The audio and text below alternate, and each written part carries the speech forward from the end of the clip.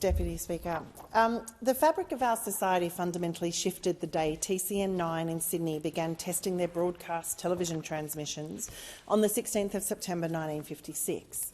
It would take them just 6 weeks to begin officially broadcasting on the 27th of October that same year. HSV7 in Melbourne followed quickly, broadcasting to viewers on the 4th of November 1956, followed by ABV2, then GTV9 on the 19th of January 1957. For many years, however, ownership of a television set was rare, with a 23-inch black and white TV expected to cost around £6,000 in the 1960s, or half of the then average income of £12,400. Regardless, by the time Commander Neil Armstrong and lunar module pilot Buzz Aldrin landed the Apollo lunar module Eagle on the moon's surface on July 20, 1969, the world had become accustomed to gathering around the box to be both entertained and to see the news for themselves. It is not an understatement to say that since then, many of the most important events of our times have been witnessed directly thanks to these free broadcasting services. I have very personal memories of the transition from radio to television, with some of my earliest recollections being of hearing the show Dad and Dave on the radio as my parents listened to it in the morning. Whilst the radio stayed on over breakfast, our family routine quickly expanded to include a gathering around the old black and white TV to watch the rugby league on a Saturday afternoon. The quality of broadcast was not always universal, and I remember the time we went with my Auntie Sis in Broken Hill, watching her television screen, which was covered in red cellophane, in the hope it would somehow make the grainy grey snowstorm of image behind it decipherable. Then, in 1975, something extraordinary happened, and those images that had only previously been seen in black and white exploded in colour, and many kids, including myself and my siblings, were hooked. In the 50-odd years since, the quality and style of broadcast has become unrecognisable from those early days, with my kids rarely sitting down in front of an actual television set to watch anything. Rather, their laptops, their phones, their iPads and other personal devices have become their key point of consumption, and that brings us to the legislation in front of the House today. The channels through which broadcasts are delivered have evolved, as have the players in the field of content provision. Where once geographical distances restricted what could be viewed and where, images and content now stream around our planet on a constant basis. In this context, I believe the Communications Legislation Amendment, Prominence and Anti-Siphoning Bill 2023 is an important piece of legislation as it protects the public interest and ensures Australians can continue to access free programming on their TVs. However, I would argue that it could be strengthened in a number of ways, which I will discuss in more detail shortly. These include retrospectively applying the Prominence framework to existing TV sets, extending the Prominence requirements to search functions, extending the protections afforded by the anti-siphoning scheme to prevent not only subscription broadcast services but also subscription streaming services from acquiring rights ahead of free-to-air broadcasters, and reducing the time frame for this legislation to take effect to 12 months from passing the bill. To date, the interests, laws and players that govern what people see on their TVs and when they see it has not really drawn a lot of public attention. Rather, people have continued to consume their programming in a way that fits their lives, with little regard to how that content is being dished up to them or who has been responsible for not only for its production but for putting it within their line of sight. Again, my experience here is personal. For me as a child, my time in front of the television was limited, and it was dominated by Australian-created content which was mainly educational in purpose.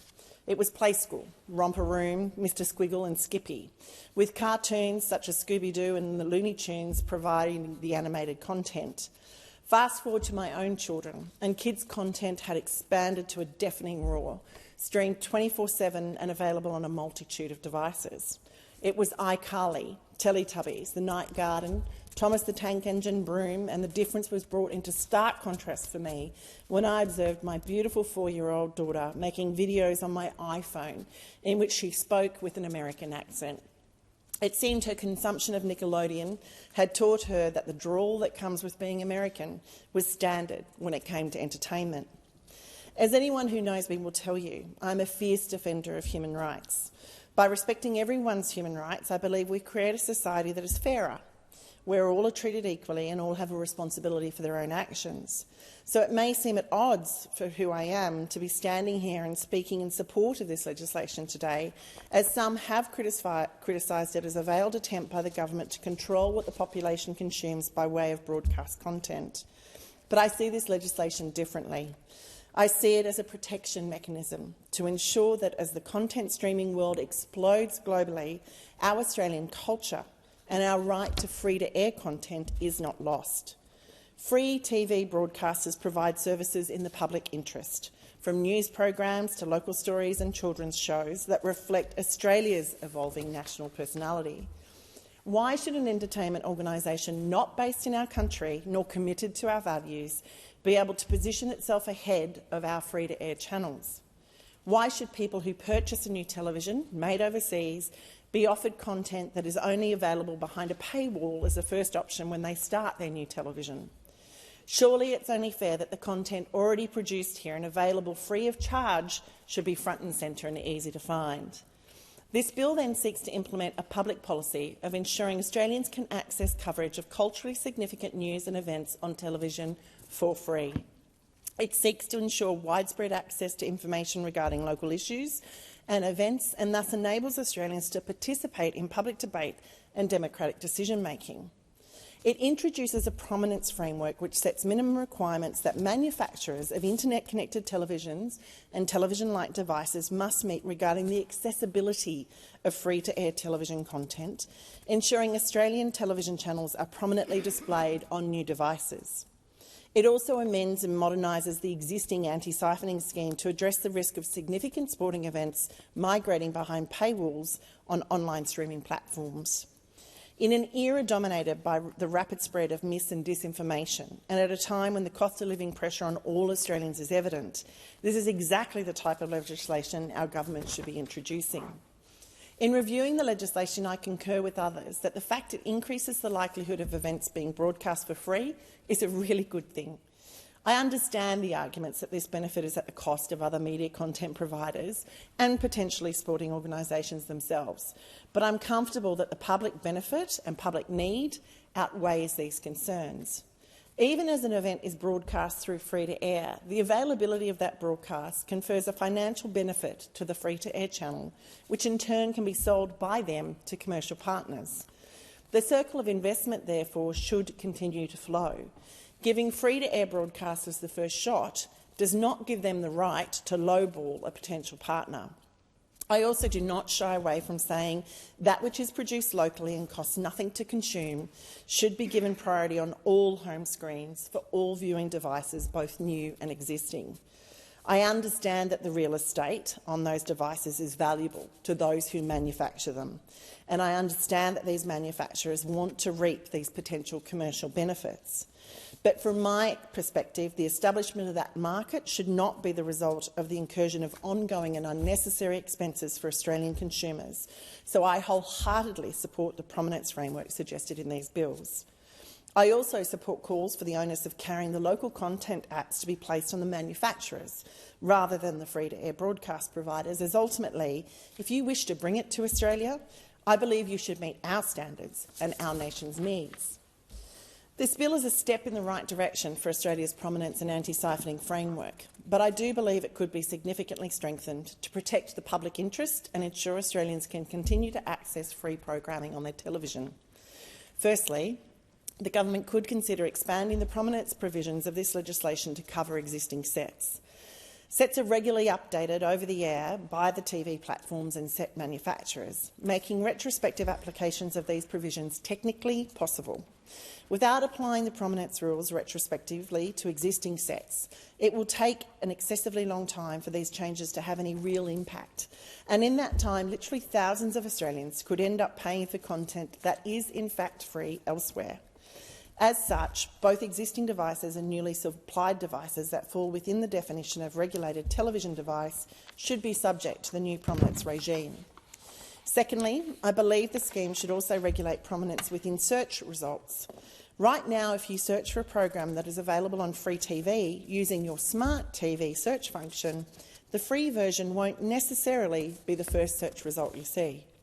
In fact, you might not even know the program is available for free because there is no requirement to feature free-to-air content prominently in the search function. This could be fixed by extending the prominence requirements to search functions, and I urge the government to consider this change. Thirdly, to ensure smart TV apps can access free Aussie sport, the anti-siphoning provision should be extended to cover both terrestrial broadcast and free streaming rights. Anyone who's moved into an apartment built in the last 5 years in North Sydney will not have access to an aerial, so will need to watch free-to-air sport services via streaming.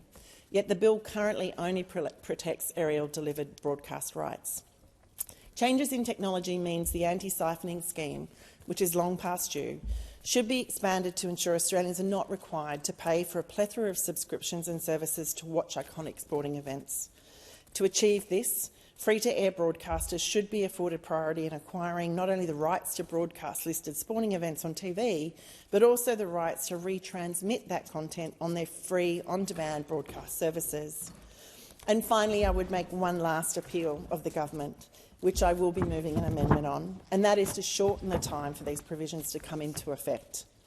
As it stands, manufacturers will have 18 months to implement this transition, after which they will be required to ensure that the prominence obligations have been met. However, manufacturers have been aware this change was coming for some time now, and experts have suggested the prominence requirements for manufacturers could be implemented within 6 months. This is not a hardware issue, with much of the prominence case is controlled by software, and as we all know, software updates happen frequently and seamlessly. During the Senate inquiry into this bill, experts made it clear many of the changes required could be made effectively within days through a server update, and it should be possible for manufacturers to manage this software switch within 6 months, and certainly within the 12-month timeframe recommended by the Senate Environment and Communications Legislation Committee. Given this, I then ask why? Why delay? To leave it for 18 months is to see thousands of Australians potentially subscribe to a service they don't need, as the content they are searching for is already available for free on an existing Australian free-to-air network. In the next 18 months, there will be elections in the United States, Canada and here at home, and Australians should expect to have easy access to impartial, localised news coverage. To those that argue against this legislation, saying it is anti-competitive or an attempt by our government to control what our population views, I say to them, tell them they're dreaming. Australians would be the first to yell, "Not happy, Jan," if they realised they had been led to pay for something they could otherwise have seen for free. So let's get this legislation right, and let's get it done now. Thank you.